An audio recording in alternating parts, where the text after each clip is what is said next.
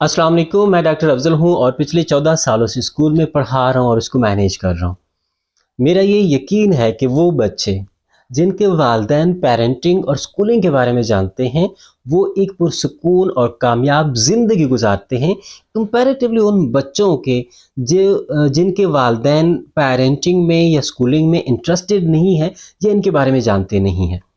मेरे साथ स्कूल में 800 बच्चे पढ़ते हैं, जिसका मतलब ये है कि हम एक बहुत बड़ी तादाद के वालिदैन से कनेक्टेड हैं। वो हमारे स्कूल आते हैं, हम उनको पेरेंट टीचर मीटिंग पे बुलाते हैं। इन मीटिंग्स में हम उनके बच्चों को डिस्कस करते हैं, उनकी प्रोग्रेस जो रिपोर्ट्स बनती हैं वो देते हैं। और लाज़मी बात है, मैं इनको ऑब्ज़र्व करता हूँ, उनका जो पेरेंटिंग स्टाइल है, जो बच्चों की परवरिश का तरीक़ाकार है, वो मैं ऑब्ज़र्व करता हूँ, मैं उसको रिसर्च करता हूँ। मैंने वो पॉइंट्स देखे, मैंने वो जो वजूहात हैं, जो अनासिर हैं, जिसकी वजह से एक बच्चा उसका डिसिप्लिन ठीक नहीं है, वो पढ़ाई में इंटरेस्टेड नहीं है, उसका बिहेवियर जो है वो ठीक नहीं है, असातिज़ा उससे मुतमईन नहीं है, मुआशरा उससे मुतमईन नहीं है, और वक्त के साथ साथ वो माशरे के बुरे फ़र्द बनते जाते हैं। और वो अच्छे रीज़न्स, वजूहात या अनासिर जिसकी वजह से एक बच्चा बहुत डिसिप्लिन रहता है, वो पढ़ाई में बहुत अच्छा होता है, या उसका जो बिहेवियर है वो बहुत ज़बरदस्त होता है, और सारे असातिज़ा या जो माशरा है वो उससे मुतमईन होते हैं, और लाज़मी बात है ये बच्चे माशरे के एक मुस्बित अच्छे फ़र्द बनते हैं और सारे लोग इस पर फ़ख्र करते हैं।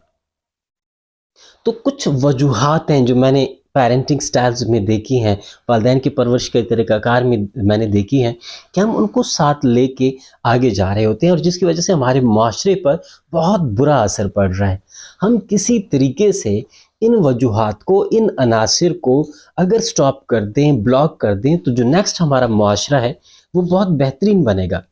जो हमारा विरासती परवरिश का तरीका है, उसके बड़े सारे पॉजिटिव पॉइंट्स भी हैं, मुस्बित भी बड़े सारे पॉइंट्स हैं, लेकिन कुछ मनफियत है जिसको स्टॉप करना ज़रूरी है।